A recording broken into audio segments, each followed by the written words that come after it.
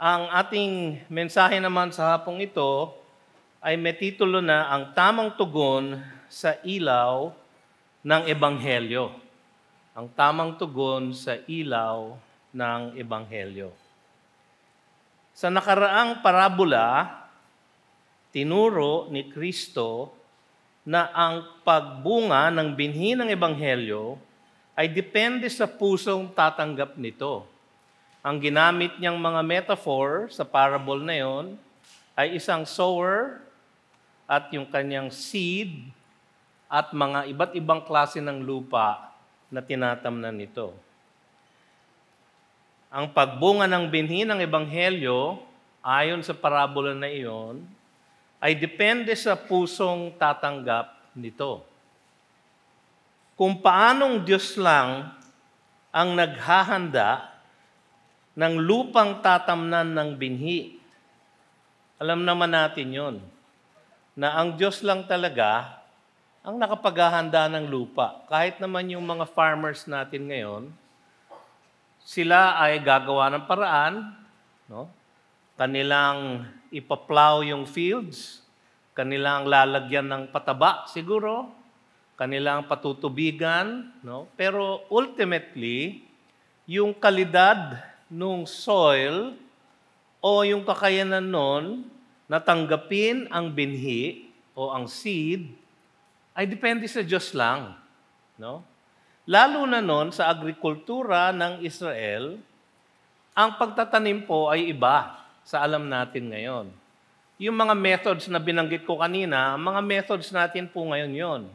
Pero noon, isang malaking field na ganyan ang kanilang hinaharap, at yung sower ay may malaking bag ng seeds at kanyang dinudukot ang isang siguro ganyan karaming seed at kanyang isasaboy, no?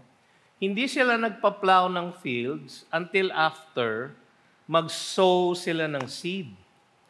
Kaya nga iba't iba yung dinadapuan ng seed. Merong matigas na lupa, merong mababaw na lupa, merong matinik na lupa, o di kaya merong mabuti na lupa. Pero ang Diyos lang ang naghahanda ng lupang tatamnan ng binhi. Kung paanong ito ay totoo sa pagtatanim, tanging siya lang din ang makapaghahanda ng pusong tatanggap ng Ebanghelyo at magbubunga ng 100 ulit. Diyos lang ang nagbabago ng puso ng tao. Ang kanyang salita lamang ang nakapagbabago ng puso ng mga tao. Ang galing na nagsishare ng gospel o yung preacher ay walang kinalaman sa resulta ng pagsaboy ng kanyang ebanghelyo.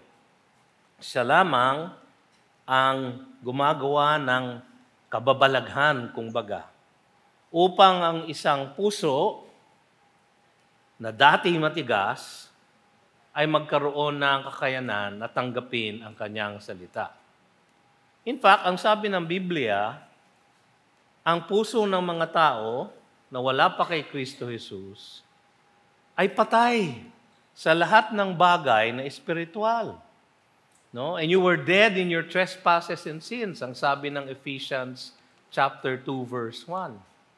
Datapwat, kung patay ang lahat ng puso, para tayo makarespond o makatugon sa kanyang ebanghelyo, kailangan niya munang buhayin muli o ang tawag natin doon, to be born again.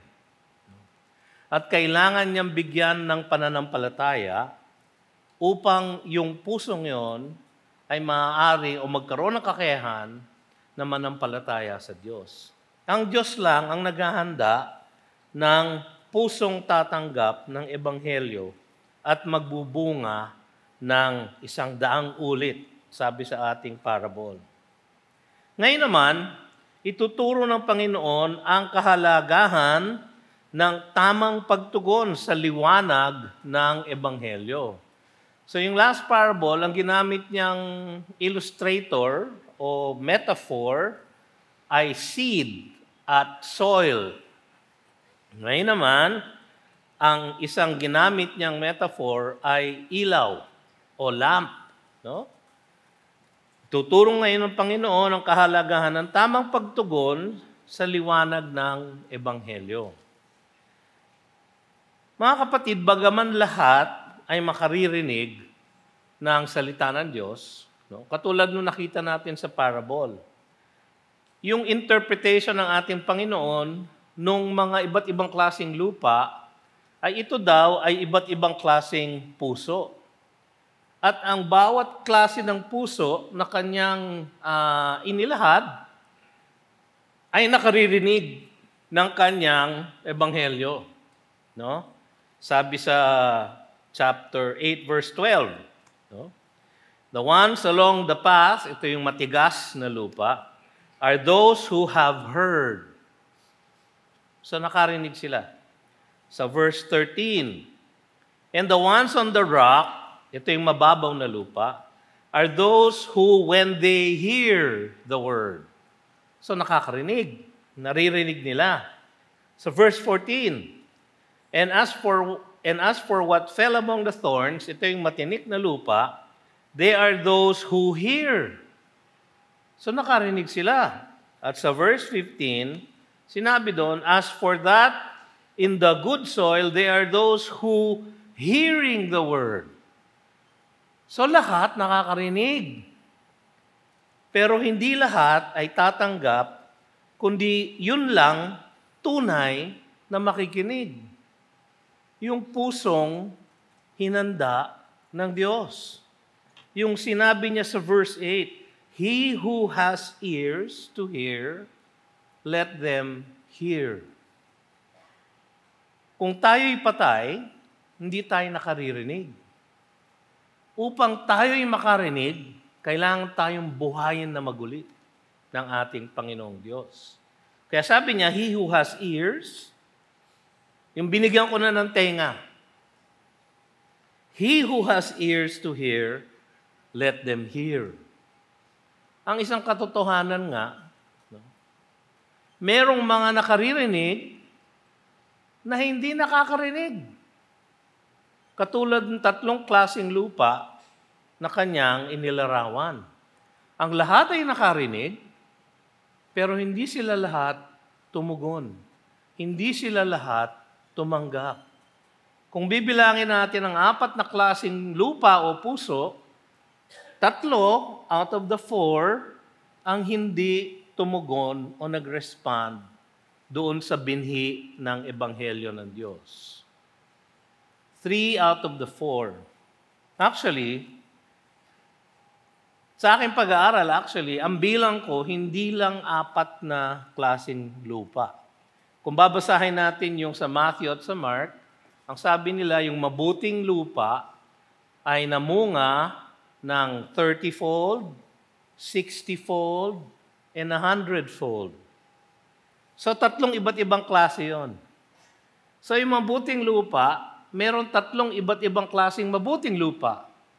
Yung namunga ng 30-fold, yung namunga ng 60-fold, at yung namunga ng 100-fold.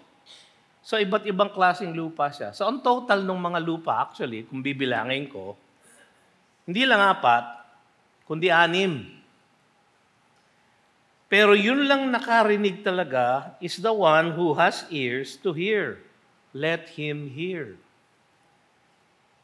Ngayon, sa ating pag-aaral ngayong hapong ito, no, magfo-focus ang ating Panginoon actually sa ibang metaphor. Imbis na binhi or seed, magfo-focus siya sa light or lamp. No? So, pero kanyang susundan yung sinabi niya sa verse 8. He who has ears to hear, let him hear. Bakit ko nasabi yun? Kasi sa verse 18, yung huli nating verse for this afternoon, ang sabi niya, take care then how you hear. No? Nag-umpisa siya na ang kanyang metaphor ay light, Pero ang light is something that you see. Pero nagtapos siya na merong babalang ginawa na binigay, take care then, ipag-ingatan daw natin, how you hear. So itong verse na ito actually, pag sinama mo dun sa verses 1 to 15 hanggang 18, ang buong tema nung section na ito, nung buong parable actually, ay tungkol sa pakikinig sa salita ng Diyos. Pero inumpisahan niya muna sa kung ano ang tamang tugon sa linaw, sa ilaw ng Ebanghelyo. Kaya yun ang ating title, ang tamang tugon sa ilaw ng Ebanghelyo. Ang tamang tugon ay makikita sa kanilang pagbabahagi ng liwanag ng Ebanghelyo. Pangalawa, paglalantad ng tunay na kalagayan ng puso. Pangatlo, pagpapakita ng bunga ng kaligtasan. No? So tignan natin yung una. Yung unang resulta, yung unang tamang tugon sa mga nakaririnig talaga ng Ebanghelyo, sa mga tumutugon sa Ebanghelyo ng Panginoon. Pagbabahagi ng liwanag ng Ebanghelyo, sharing the light of the gospel. Verse 16, no one after lighting a lamp covers it with a jar or puts it under a bed, but puts it on a stand, so that those who enter may see the light. Kung papakinggan nyo yung kanyang maikling parable na yon, no? Parang napaka-obvious. Oo nga naman. Bakit ka magsisindi ng ilaw, tas tatakpan mo? No? Kung iisipin ninyo kung paano ang ilaw nung panahon nila, no? Makikita nyo na ang kanyang sinasabi dito is ba't kayo nagsindi ng ilaw tas papatayin nyo? Bakit ko sinabi yon? Sapagkat ang lamp nung panahon ng ating Panginoon ay parang isang maliit na saucer. Tapos, lalagyan nila ng parang point dun sa edge, no? At yung edge na yon, lalagyan nila ng butas at lalagyan ng mitsa, ng wick. Tapos yung wick, naka-extend yon hanggang dun sa saucer. Tapos yung saucer, lalagyan nila ng oil. Babasahin nila ng oil yung wick. Sisindihan nila ngayon yung wick. Ganon ang ilaw nila noon. Kasi tayo ngayon, may mga cellphone na tayo ngayon na, ayan, may ilaw. No? Yan ang ilaw natin ngayon. No? Isinisinda natin yan pagka nag-a-attend tayo ng concert, di ba? Para makisama sa mga tao. O di kaya meron tayong dinadaanan na madilim. Ngayon, napakadali na natin magsindi ng ilaw. Saka yung ilaw na ito, hindi mo mapapatay. Kahit natakpan mo, mapapatay mo lang siya pag pinindot mo yung off button. Nung panahon nila, if you put a lamp in a jar, no? Yung jar nila noon, mga kapatid, wala silang glass jar. Kasi wala pang glass.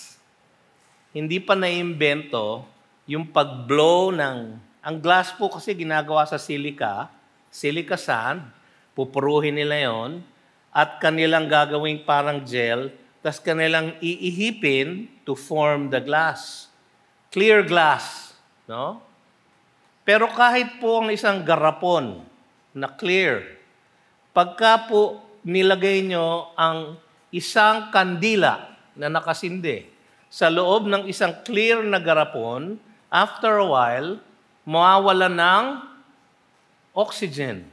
Pag nawala na po ng oxygen, ano mangyayari dun sa flame? Mamamatay. No? So ang sinasabi ng Panginoon dito, nobody lights a lamp and covers it with a jar. Yung susunod niyan sinabi, or puts it under a bed. Mas masahol po yun. No? Kasi sa panahon natin, ang bed, ang naiisip natin, isang kama, no? Na merong bed frame, tas may mattress. No?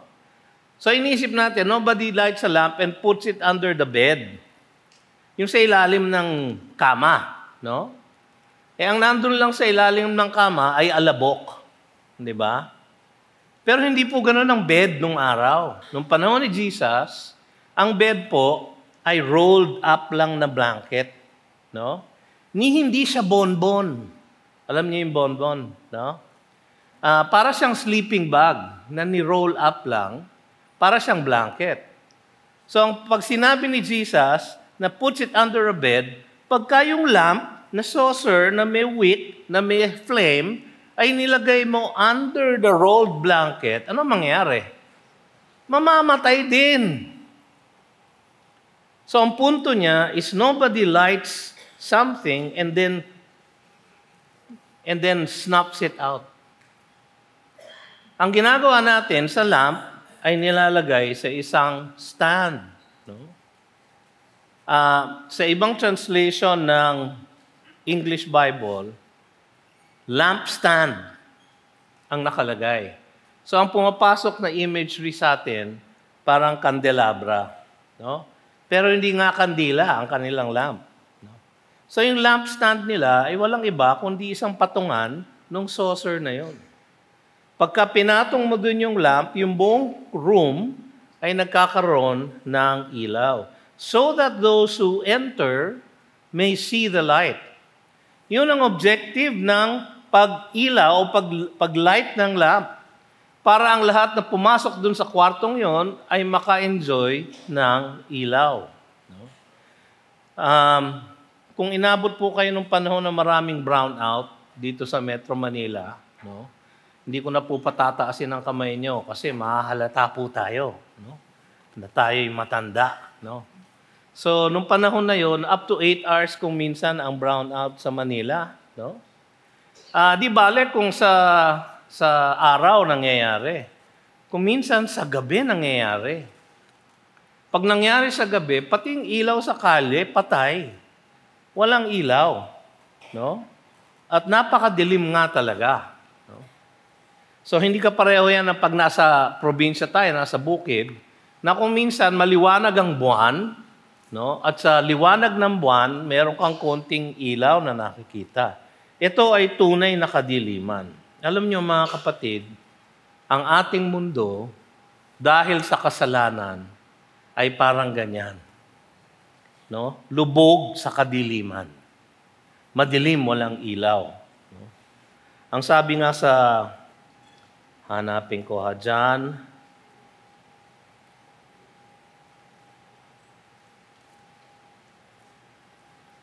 sabi sa John 3:19, wala po sa screen.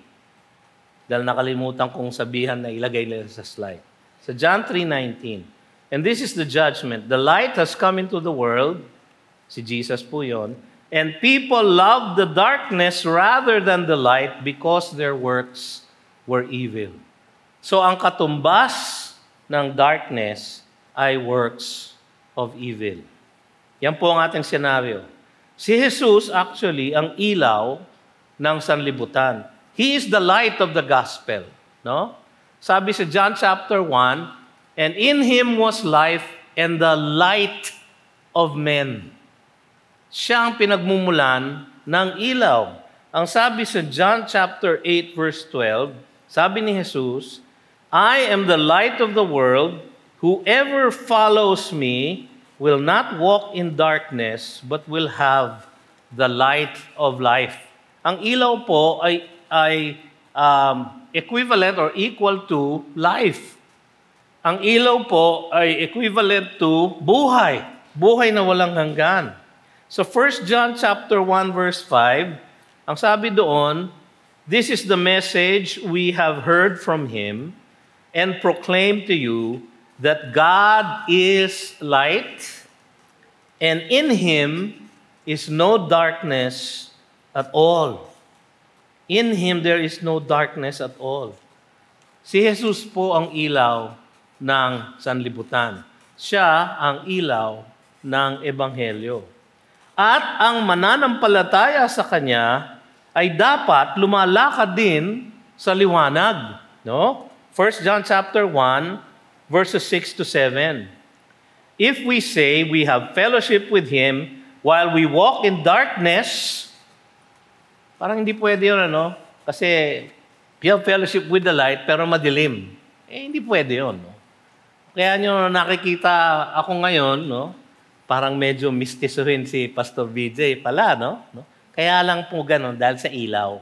No? Pagka normal po na ilaw, makikita nyo kung gaano po ako kaitim. No? Pero doon sa may ilaw, hindi pwedeng to walk in darkness. If we walk in darkness, we lie and do not practice the truth. But if we walk in the light, in Christ, as He is in the light, we have fellowship with one another, and the blood of Jesus, His Son, cleanses us from all sin. Sabi sa Philippians chapter 2, verse 15, that you may be blameless and innocent, sabi ni Pablo. Sabi niya, sa inyong pamumuhay sa mundong ito, dapat ganito kayo mabuhay. That you might be blameless and innocent, children of God, without blemish in the midst of a crooked and twisted generation, among whom you shine as lights in the world. Kaya sinabi ng ating Panginoon sa Matthew chapter 5, verses 14 to 16, sa kanyang Sermon on the Mount, you are the light of the world, sabi niya. A city set on a hill cannot be hidden. Nor do people light a lamp and put it under a basket. Inulit niya doon. No? But on a stand, and it gives light to all in the house. In the same way, let your light shine before others, so that they may see your good works and give glory to your Father who is in heaven. Ang kanyang salita ay nagbibigay ng liwanag sa kadiliman. At dapat ipinapahayag ng kanyang mga tagasunod, tayo, sa gawa, that they may see your good works. No? Sabi sa Philippians 2:15, that you may shine as lights in the world. No? So dapat ipinapahayag natin ang kanyang liwanag, ang liwanag ng Ebanghelyo, sa salita at sa gawa. No? 1 Peter chapter 2, verses 9 to 12. But you are a chosen race, a royal priesthood, a holy nation, a people for His own possession, that you may proclaim the excellencies of Him who called you out of darkness into His marvelous light. Sabi doon, once you were not a people, but now you are God's people. Once you had not received mercy, but now you have received mercy. Beloved, I urge you, as sojourners and exiles, to abstain from the passions of the flesh, which wage war against your soul. Keep your conduct among the Gentiles honorable, so that when they speak against you as evildoers, they may see your good deeds and glorify God on the day of visitation. Parang pareho yun ng Matthew 5:16, that they may see your good works and glorify your Father who is in heaven. That they may see your good deeds and glorify God on the day of visitation. Ang pagpapahayag po ng liwanag ng Ebanghelyo ay sa ating salita at sa ating gawa. Bagaman ang katotohanan na ito ay pinaliwanag niya sa mga apostol lang, sabi niya yon sa verse 9, di ba? Sa chapter 8, verse 9. And when his disciple asked him what this parable meant, sinabi niya lang sa kanila. No? So parang ganon. Pero inutusan niya ang mga ito na ipagsigawan nila sa buong mundo later ang Ebanghelyo. Sa Matthew chapter 10, verse 26 to 27, ito ang ating mababasa. So have no fear of them, kasi haharap daw sila sa matinding persecution. Sila ay ikukulong, sila ay uusigin, sila ay gugulpihin, sila ay paparusahan. So sabi niya, so have no fear of them, for nothing is covered that will not be revealed, or hidden that will not be known. What I tell you in the dark, say in the light, and what you hear whispered, proclaim on the housetops. Umakyat kayo sa bumuhan ng bahay nyo at ipagsigawan ninyo that Jesus is Lord. So mga kapatid, ang isang tamang pagtugon sa liwanag ng Ebanghelyo ay ang pagbabahagi nito o pamamahayag nito sa lahat ng inyong kakilala. Ngayon, natitiyak ko na marami kayong kaibigan at mga kamag-anak. Kasama sa trabaho, kasama sa opisina, kapitbahay, kabarangay, kabayan. No? Ilan ba sa kanila ang nabahaginan nyo na ng liwanag ng Ebanghelyo? Ilan? O sige, babaguhin ko ng konti yung tanong ko kasi medyo threatening no? No. Kailan kayo huli na nag-share ng gospel sa iba? When was the last time na inyong shinare ang mabuting balita ng kaligtasan sa iba? Mahirap pa rin sagutin, ano? Parang matagal na, pastor. Nakalimutan ko na nga kung paano mag-share ng gospel. Ngayon, kung gusto niyo ng practice, no? Sumama kayo pag Wednesday night sa ating Ortigas Community Outreach. No? Hinaharang natin lahat ang mga naglalakad dito sa kalye at pinipilit natin pumasok sa ating church. No? Pag sila'y pumasok, pag nagkamali sila at pumasok sila sa ating church, lagot sila. Share natin sila ng gospel. Kahapon lang mga kapatid, ito ay ipapakita later on in one of our services. Ang isa sa mga taong yun, na basta pumasok lang sa ating church, nung nag-uumpisa ang Ortigas Community Outreach, ay isang lalaki. Pumasok siya, sabi niya, hindi ko alam kung bakit ako pumasok dito. Siguro gusto niya magkape, kasi nag-o-offer kami ng kape. Pero hindi rin niya alam kung bakit siya pumasok. So binahagi na namin siya ng gospel. Aba, hindi pa siya nakontento. Sa susunod na linggo, sinama niya ang kanyang girlfriend. At hindi pa siya huminto doon sapagkat sa susunod na linggo, sinama niya ang kanyang magulang. No? Hindi pa to disciple, hindi pa to Kristiyano. No? Wala pa siyang kahit na anong Bible study. Alam niya lang na mabuti yung balita na sinare sa kanya. Nashare namin lahat yung mga yun. Yung pong lalaking yun, kahapon, nagpabautismo na. Sumunod na sa waters of baptism. No? Ilan na yan? Nabunga ng Ortigas Community Outreach. Isang lalaki na napadaan lang, papunta siya sa Galleria, magsa-shopping. Sabi niya, magwi-window shopping lang siya. Ang delikado po sa window shopping, pag nag-window shopping kayo, mauuwi kayo sa shopping. Pero hindi siya natuloy sa Galleria, pumasok siya sa GCF, siya ay nabahaginan ng salita ng Diyos. At siguro ilang buwan pa lang nakakalipas, nakita na natin ang kanyang testimonyo bago siya nagpabautismo sa ating church. Several weeks ago, isang babae naman, ang tawag namin sa kanya palagi, ang barista. Kasi barista po siya. No? Siya po ay wala na dito. Siya ay nag-ibang bansa upang magtrabaho. Pero bago siya umalis, no? Nasa lubong ko siya sa elevator. Medyo basa ang buhok niya. Sabi ko, saan ka galing? Ay, nagpabaptize po ako, pastor. At napanood na natin ang kanyang testimonyo dito. Yung pag-share ng liwanag ng Ebanghelyo ay resulta ng tamang pagtugon sa Ebanghelyo ng Kristo Jesus.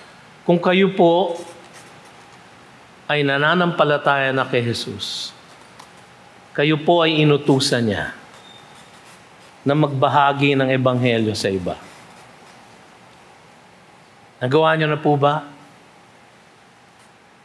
Ang hirap, no? Ang hirap sumagot. No? Sabi ng iba, lumalabas sa butas ng ilong ang sagot. No? Pero yun po, pagbabahagi ng liwanag ng Ebanghelyo ay isang tamang tugon sa liwanag ng Ebanghelyo ni Kristo Jesus. Pangalawa, paglalantad ng tunay na kalagayan ng puso. Sabi sa verse 17, "For nothing is hidden that will not be made manifest, nor is anything secret that will not be known and come to light." Hidden and secret.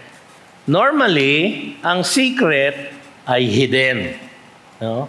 At normally, ang tinatago ay sikreto. No? Ito ang tanong ko sa inyo ngayon. Sino ba sa inyo ay ang may sikretong tinatago? Mahirap din sagutin, ano? No? Parang mas mahirap pa yung sagutin doon sa sino sa inyo ang nag-share ng gospel sa inyong kapitbahay. Mas mahirap yung tanong, sino sa inyo ang merong secret na hidden? Alam nyo, tayong lahat po meron, di ba? Marami tayong mga pagkakasala na hindi natin inaamin sa ating Panginoon. Hindi po ba? Itinatago natin. Yung iba, meron silang secret sins. Mga pagkakasala, alam nilang masama, alam nilang hindi mabuti, alam nilang hindi dapat nilang gawin bilang mga Kristiyano, pero patuloy at paminsan-minsan dahil sa kahinaan, kanila pa rin ginagawa. Tinatago, inaaruga, inaalagaan, ayaw isuko sa Panginoon. Pero ang sabi dito, nothing is hidden that will not be made manifest. Sa araw ng paghuhukom, ang lahat ng tinatago nating kasalanan, sikreto, ay kanyang ibubunyag. Kasi kung minsan iniisip natin ang isang imposibleng bagay, na merong lugar sa universe na ito na pwede nating pagtaguan sa Diyos.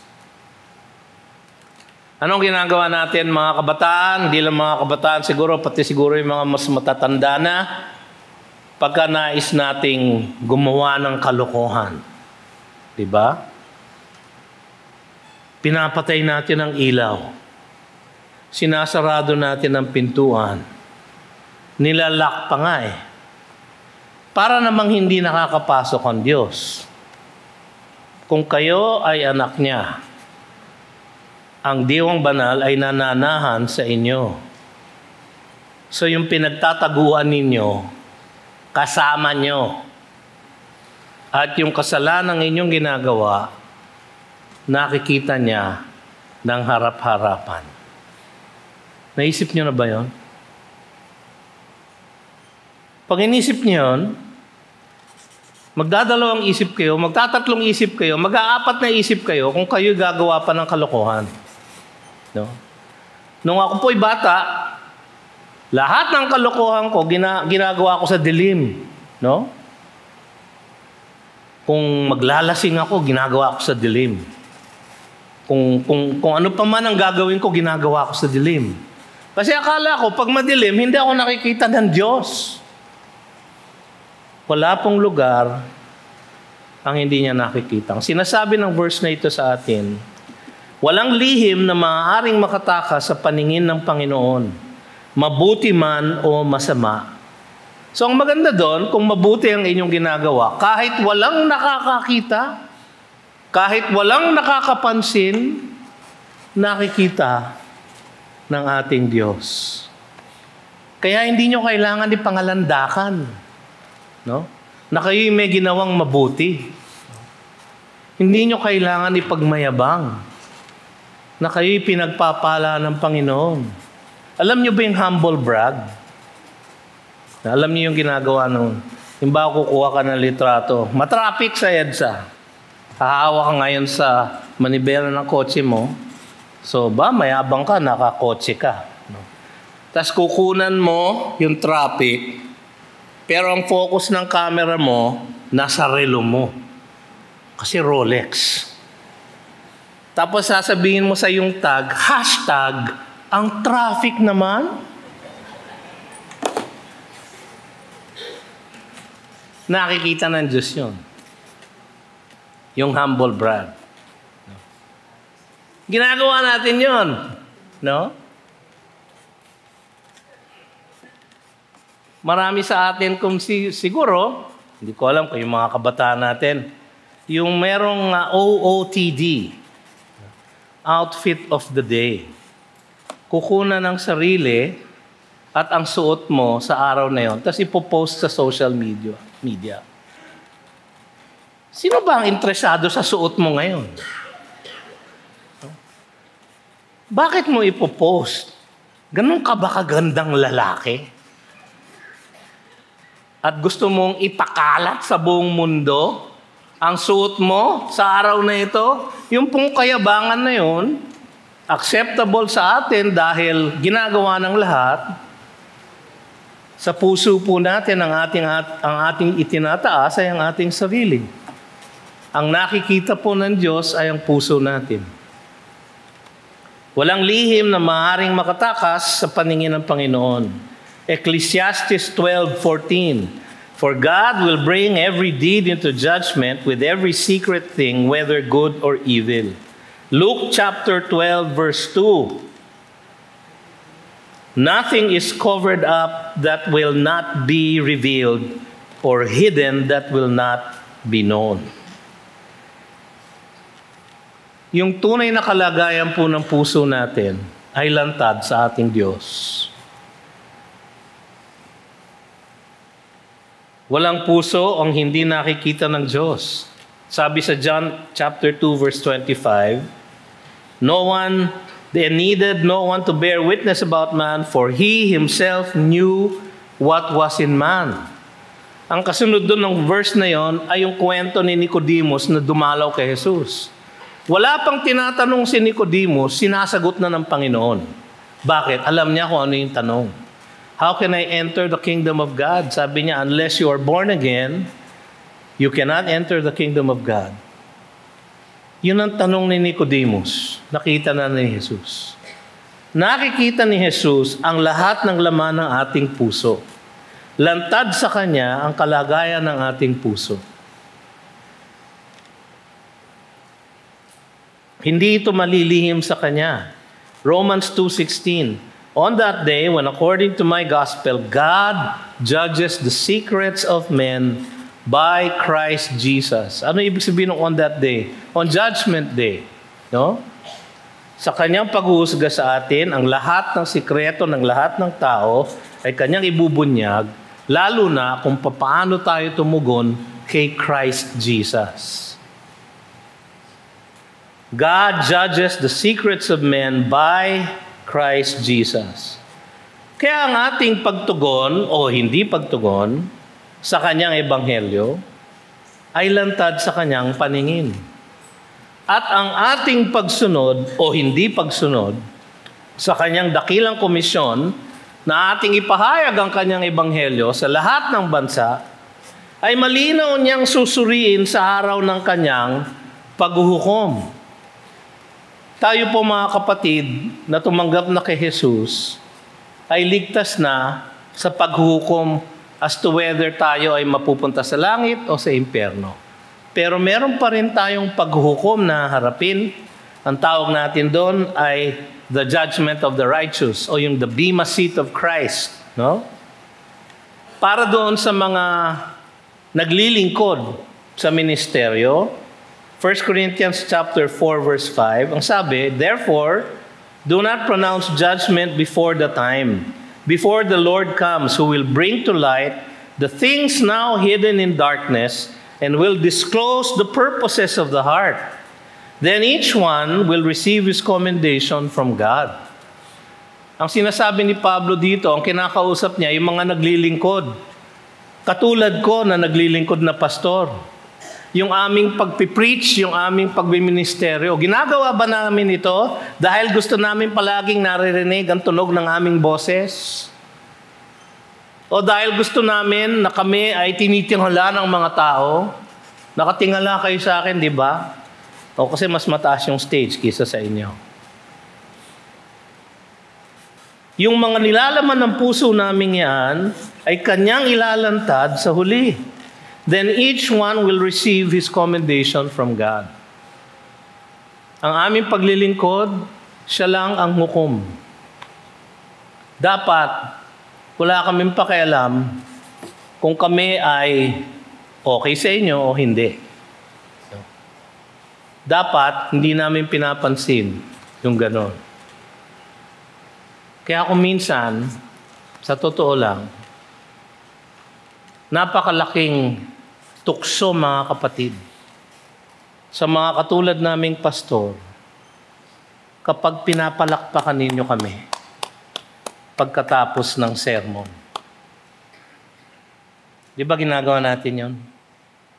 Pinapalakpakan natin. Sino ba pinapalakpakan natin? Ang Diyos o yung pastor? Ang Diyos daw.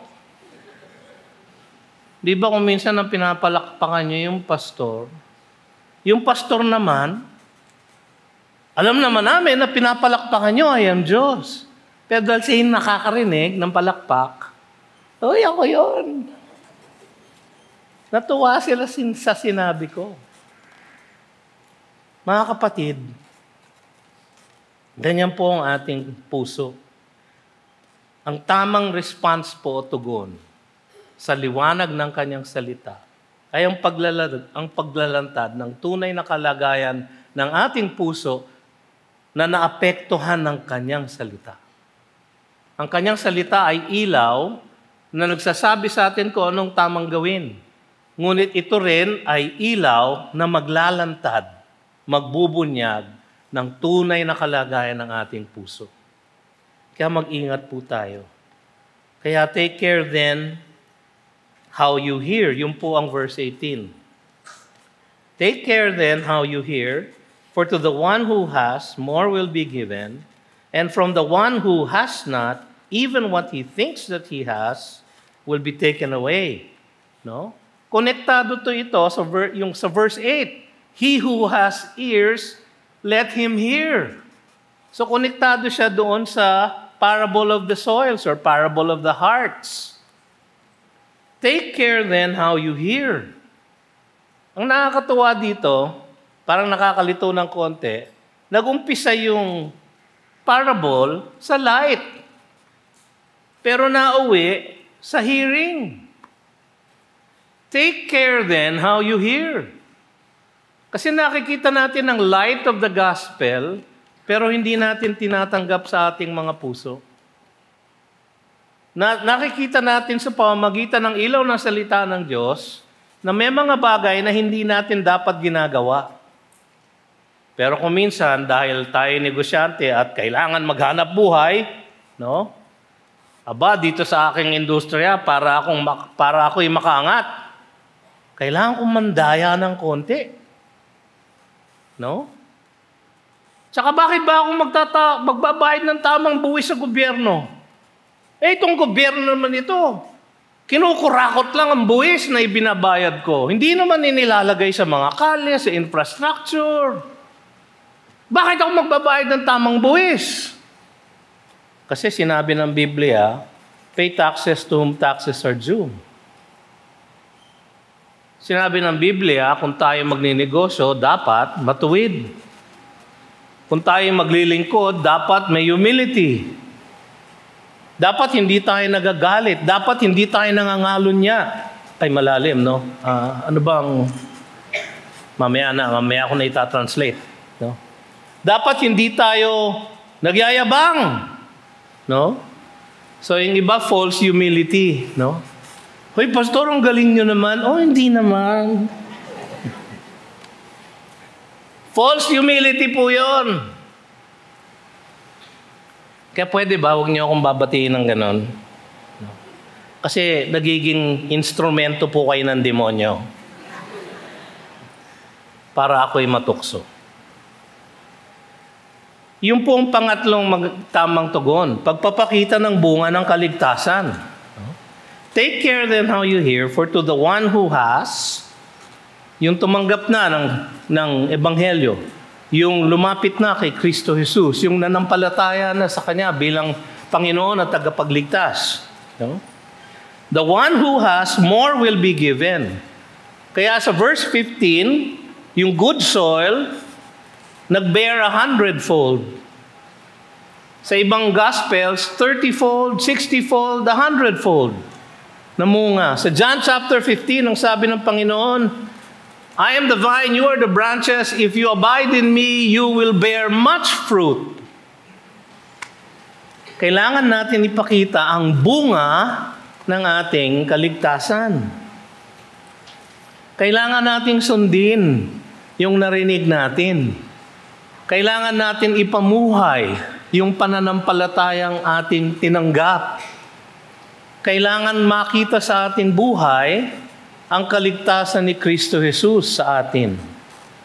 Ang pangako ng Diyos dito ay paglago sa mga tumatanggap at tumutugon sa kanyang nakapagliligtas na salita. Sa Matthew 13:23, as for what was sown in good soil, this is the one who hears the word and understands it.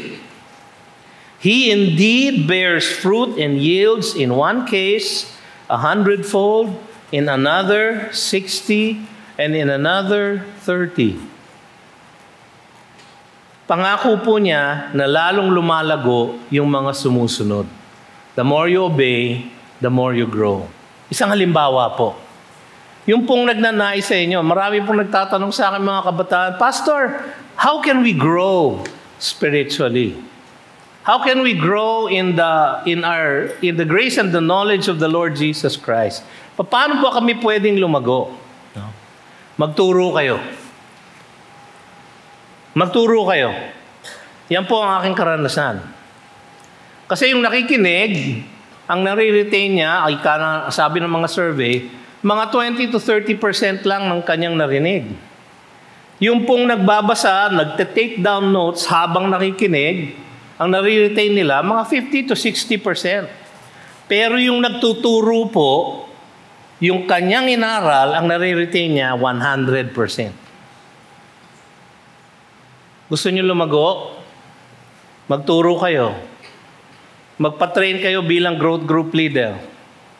Mag-disciple kayo ng isang bago sa pananampalataya. Kayo mismo. Nung una ko pong binigyan ako ng pagkakataon na magturo, siguro ako po ay tapos na ako ng graduate school sa mga 25 years old, no? Wala akong kahit na anong seminary training noon. Nandun kami sa Parañaque Bible Christian Church, yung pong church na aking pinaglingkuran. Ako po yung conductor ng choir. Yung choir po, puro young adults. Meron po kaming young adult na elder na nagtuturo sa amin. So every Sunday afternoon, may fellowship kami. Tinuturuan niya kami. Naging busy siya dahil meron kami mga outreach. So, ang sabi niya sa akin, Bidge, ikaw na lang magturo dito. Total, ikaw ang nagtuturo ng choir at sila ay mga miyembro mo sa choir. Ikaw na rin ang magturo. Sabi ko, ha? Ano kaya ituturo ko sa mga ito? Hindi man ako nagbabasa ng Biblia ko. Wala akong kaalam-alam. So, siyempre, katulad ng maraming tao, ang ginawa ko, nandaya po ako. No? Bumili ako ng libro, 100 Bible Lessons by Dr. Alban Douglas. Hanggang ngayon po, nasa OMF bookstore pa yan. 100 Bible Lessons, kinumpute ko po. No? 2 taon na pwede ako magturo linggo-linggo, hindi ako mauubusan ng Bible lesson. Alam nyo, yung pong libro na yon is a book on doctrine. Nung matapos namin yung librong yon, ang pinaka nag-benefit po doon, ay ako. Sapagkat naging bihasa po ako sa doktrina ng ating pananampalataya. Dahil inaaral kong mabuti, tas tinuturo ko sa kanila. Yung mga tinuruan ko, hindi ko alam kung ano nangyari sa kanila. No? Pero merong ilang sa amin na naging pastor. No? So, hindi lang po ako. Pero gusto niyo lumago, sumunod kayo, ipakita ninyo ang bunga ng inyong kaligtasan, at ipakita niyo sa pamamagitan ng pagtuturo ng iba. Bagaman ang Diyos lang ang nakapagbabago ng ating mga puso, nananawagan pa rin ang Panginoon dito na magpasakop tayo sa pamumunga ng Espiritu niya sa ating mga buhay. Ang sabi sa Ephesians 2:8 to 10, popular sa atin yung 2:8 and 9, "For by grace you have been saved through faith. And this is not your own doing." Alam na natin ito. It is the gift of God, not a result of works, so that no one may boast. Pero madalas natin nakakalimutan idikit dito ay yung dahilan kung bakit tayo niligtas by grace through faith. Bakit tayo niligtas ng Panginoon? Nasa verse 10. For, ang ibig sabihin ng for, because we are His workmanship. Poema, obra maestra, ang translation po nun. We are His obra maestra, created in Christ Jesus. Diba tayo'y born again? We were recreated. No? For good works, which God prepared beforehand that we should walk in them. God prepared beforehand yung mga good works na dapat lakaran natin sa ating buhay. Kaya tayo niligtas para maipakita natin sa mundo na ang puso na pinananahanan ng Espiritu ng Diyos ay kayang lumakad sa mabubuting gawa, hindi upang maligtas, kundi dahil sila'y ligtas na. Kuha nyo, malaki po ang diferensya nun. Kung kayo'y ligtas na, ang mabubuting gawa ay empowered na ng Holy Spirit. At iyon ang ating encouragement. Sa Galatians 5:22 to 23, baka gusto niyong malaman, ano ba ang indicator? Ano ang key performance indicators ng isang buhay na ligtas, ng pagpapakita ng bunga ng kaligtasan? Ano ang dapat nating makita sa ating buhay? But the fruit of the Spirit is love, joy, peace, patience, kindness, goodness, faithfulness, gentleness, self-control. Against such things there is no law. Pansinin po ninyo ito, nung in-enumerate po ni Pablo sa verse 17, ang desires of the flesh, no? For the desires, plural. For the works of the flesh, plural. Pagdating niya sa verse 22, but the fruit of the Spirit, singular. Singular, bakit? Ang dami nyo sinabi, Pastor, love, joy, peace, patience, kindness. It is a single fruit, but a multifaceted fruit. So dapat, love, joy, peace, patience, kindness, hindi naman kailangan buong buo. Pero mga kapatid, dapat ito lumalabas sa inyong buhay. Dapat nakikita ang bunga ng ating kaligtasan. Hindi tayo naliligtas ng pagkakaroon ng love, joy, peace, sapagkat hindi kayo magkakaroon ng love, joy, peace, etc., nakatanggap-tanggap sa Diyos kung hindi kayo ligtas sa pamagitan ng pananampalataya kay Jesus. Pero yun ang bunga. Meron pang isa, 2 Peter chapter 1, verses 5 to 11. Sana nabago nila. Ayun. For this very reason, make every effort to supplement your faith with virtue, and virtue, knowledge, knowledge, self-control, and self-control, steadfastness, steadfastness, with godliness, and godliness, with brotherly affection, and brotherly affection, with love. For if these qualities are yours and are increasing, they keep you from being ineffective or unfruitful in the knowledge of our Lord Jesus Christ. For whoever lacks these qualities is so nearsighted that he is blind, having forgotten that he was cleansed from his former sins. Ligtas na kayo, pero nakalimutan ninyo yung ilaw ng ebanghelyo, ng salita ng Diyos na sinabi, huwag niyo dapat gawin to, dapat ganito ang gawin niyo. Nakalimutan niyo na yun. Para kayo yung bisa dun sa mga soils. Pero ligtas na kayo. Kaya lang, you are unfruitful in your knowledge of the Lord Jesus Christ. Tapos sinabi niya, therefore, brothers, be all the more diligent to confirm your calling and election, for if you practice these qualities, you will never fall. Sa ibang translation, be sure, to make your calling and election sure. Parang works yun Hindi po. Kasi ang tanong doon, sure to whom? Kung kayo ay tinawag ng Diyos, siya ay sigurado. Sigurado na siya na tinawag niya kayo. For in this way, there will be richly provided for you an entrance into the eternal kingdom of our Lord and Savior Jesus Christ. Kung walang kahit na anong pagbabago sa direksyon ng ating buhay, ito ay tanda ng hindi pagtanggap ng ebanghelyong nakapagliligtas. Kahit na gaano kanyo kalakas sabihin na kayo ay born again at born again Christian, kahit na anong dami ng t-shirt ang suot nyo araw-araw na I am a born again Christian, kahit na po punuin ninyo ang bumper ng inyong kotse ng sticker na I love Jesus, kung hindi po kayo nagbabago, kung wala pong pagbabago sa inyong buhay, walang pagbabago sa inyong affections, hindi kayo nagkakaroon ng uhaw na aralin ng salita ng Diyos, hindi kayo nagkakaroon ng burden na ibahagi ang ebanghelyo ng Diyos, hindi kayo tiyak na kapag nilantad sa harap ng Diyos ang inyong puso, ay makikita niya ang tunay ninyong katayuan.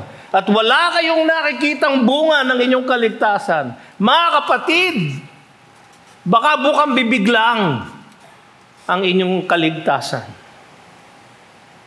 At baka sa huli, maririnig niyo yung nakakatakot na salita. Away from me, you evildoers of iniquity, for I do not know you. Sabi ni Kristo Jesus. Ayaw natin marinig yun. Take care then how you hear. Ano ang mga tamang tugon? Pagbabahagi ng liwanag ng ebanghelyo, evangelism. Paglalantad ng tunay na kalagayan ng puso. Pagpapakita ng bunga ng kaligtasan. Ito ang tamang pagtugon sa ilaw ng ebanghelyo. So he who has ears, let him hear. Nakarinig na ba kayo, mga kapatid, ng ebanghelyo? Tinanggap na ba ninyo? Yung tunay, Ngayon po tayo lalapit sa ating Panginoon at tayo makikipag-ugnay sa Kanya sa pamamagitan ng Kanyang dulang, Kanyang banal na hapunan. Kayo ba'y makakaharap sa Kanya na may kaalaman at katiyakan na kayo nga ay lumapit na sa ating Panginoon at tinanggap na ang Kanyang kaligtasan? Sapagkat ang ating pong practice dito sa GCF ay open communion. So kung kayo po ay tumanggap na sa ating Panginoon at lumapit na sa Kanya, tinanggap na ang Kanyang kaligtasan, maluwag po kayo maaaring makipag-fellowship sa amin sa Kanya at tumanggap ng banal na hapunan. Ngunit kung kayo hindi pa, sa ating pong pananalangin mamaya, pwede naman kayong manalangin na. Panginoon, kahabagan niyo po ako sapagkat ako'y makasalanan. Naririto po ako sa church na ito, akala ng mga katabi ko, Christian ako. Pero alam ko po sa aking puso, nalantad sa inyong paningin, na hindi po ako tunay na Kristiyano. Ngunit ngayon, alam ko na kailangan ko na kayo. Kahabagan niyo ako, O Diyos, at ako'y iligtas niyo. Alam niyo, isa lang ang sagot dun sa dalangin ganun. Kaligtasan. Kaya ngayon po, tayo maghahanda ng ating mga kaluluwa, ng ating mga kalooban para sa ating banal na hapunan. Tayo po ay manalangin. O Panginoon, na ang lahat ng aming puso ay sa iyo'y hindi nalilingid. Kita mo lahat, Panginoon, ang aming mga kalooban. Suriin niyo po ang bawat puso upang aming mailatag sa inyong paanan at maipangumpisal ang aming mga pagkukulang sa inyo. Alam namin, O Diyos, na dahil sa ginawa ni Kristo Jesus sa krus ng Kalbaryo, ang lahat ng aming pagkakasala ay napagbayaran na niya. Ngunit, O Diyos, alam namin na dahil sa aming mga pagkukulang sa inyo, kayo po ay lubhang nalulungkot sa aming pagiging hindi tapat sa inyo. Pakinggan niyo nga po, Panginoon, ang bawat dalangin ng bawat isa sa amin dito ngayon.